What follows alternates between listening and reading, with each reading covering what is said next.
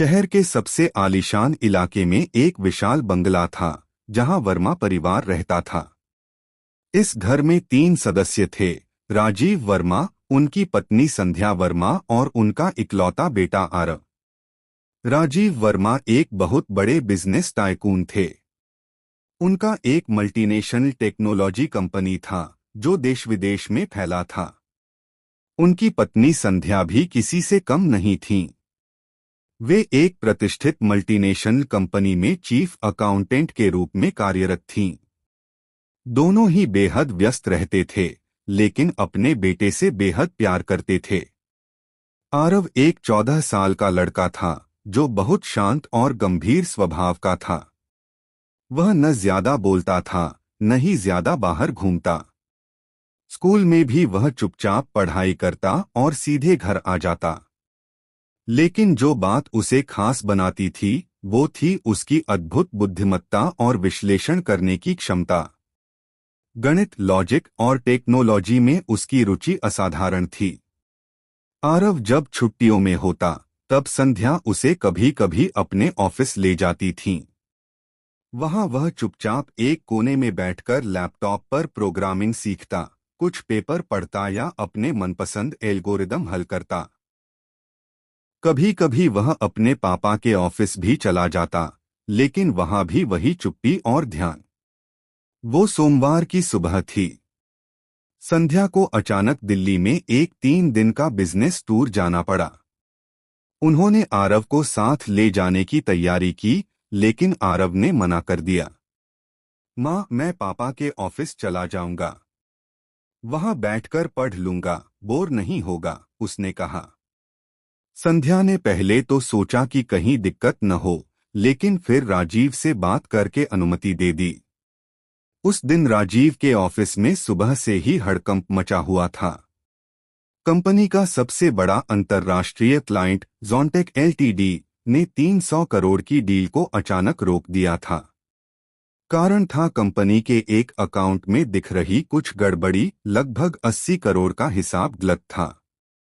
राजीव के सारे senior accountant, legal team और इन्वेस्टिगेशन यूनिट उस गड़बड़ी को समझ नहीं पा रहे थे। क्लाइंट ने 1 हफ्ते का समय दिया था, नहीं तो डील हमेशा के लिए रद्द हो सकती थी। राजीव तनाव में ऑफिस के अपने केबिन में बैठे थे। चेहरा चिंता से भरा हुआ था। आरव को आते हुए देखकर उन्होंने मुस्कान देने की कोशिश की, लेकिन चेहरा उदास था। पापा, आप ठीक तो हैं? आरव ने धीरे से पूछा।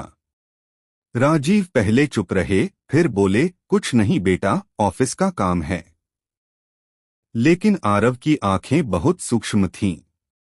उसने समझ लिया कि बात कुछ बड़ी है। बताइए न पापा, मैं कुछ मदद कर सकता हूं क्या? राजीव ने हल्के से मुस्कुराते हुए कहा। तुम अभी बच्चे हो आरव, ये बड़े लोगों की समस्या है। आरव थोड़ी देर चुप रहा, फिर बोला, बड़े लोग भी कभी छोटे ही थे पापा।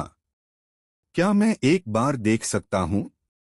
राजीव ने थोड़ी झिझक के बाद उसे क्लाइंट फाइल्स और संबंधित अकाउंट डेटा तक सीमित एक्सेस दे दी।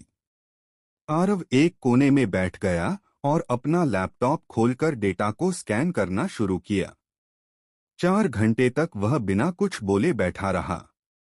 वह कभी कभी फाइलों को जूम करता, कभी कोड चेक करता, कभी एक पुरानी ईमेल पढ़ता। शाम के 5 बजे वह राजीव के पास गया। पापा, क्या मैं आपकी अकाउंट हेड सीमा आंटी से 1 मिनट बात कर सकता हूं? राजीव चौंके, लेकिन अनुमति दे दी।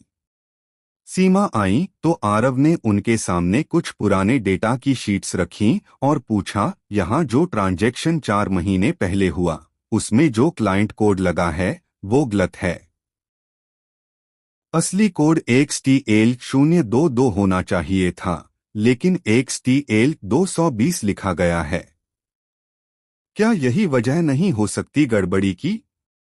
सीमा पहले थोड़ी घबराई, फिर उन्होंने तुरंत अपनी टीम से क्रॉस चेक कराया।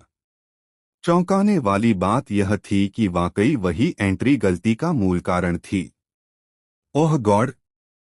हम सब इस गड़बड़ी को किसी साइबर अटैक समझ रहे थे, लेकिन ये तो एक सिंपल एंट्री मिस्टेक थी जिसकी वजह से सब डेटा मिसमैच हो गया था, सीमा ने हैरानी से कहा।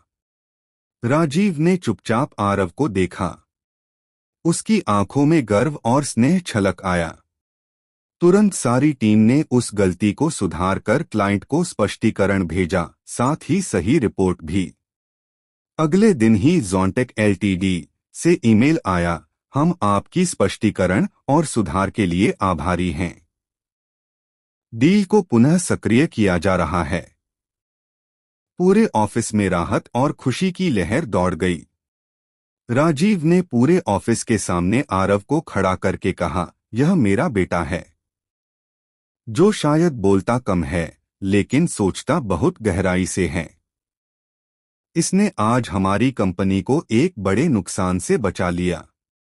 सभी कर्मचारी तालियों से उसका स्वागत करने लगे।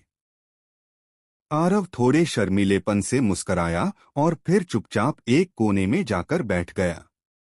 राजीव ने एक नया प्रोजेक्ट शुरू किया, यूथ इनोवेशन प्रोग्राम, जहां 15 साल से कम उम्र के बच्चों को टेक्नोलॉजी और बिजनेस में आइडिया देने का मंच दिया गया। उसका पहला प्रेजेंटर कोई और नहीं बल्कि आरव था, जिसने डेटा लॉजिक एडिटिंग सिस्टम नाम से एक छोटा सा सॉफ्टवेयर बनाया जो बड़े-बड़े अकाउंट सिस्टम की एरर खुद ढूंढ सकता था। आरव ने कभी जोर से नहीं बोला, लेकिन उसकी हर सोच, हर आइडिया एक चुप्पी के भीतर छिपी हुई ताकत थी।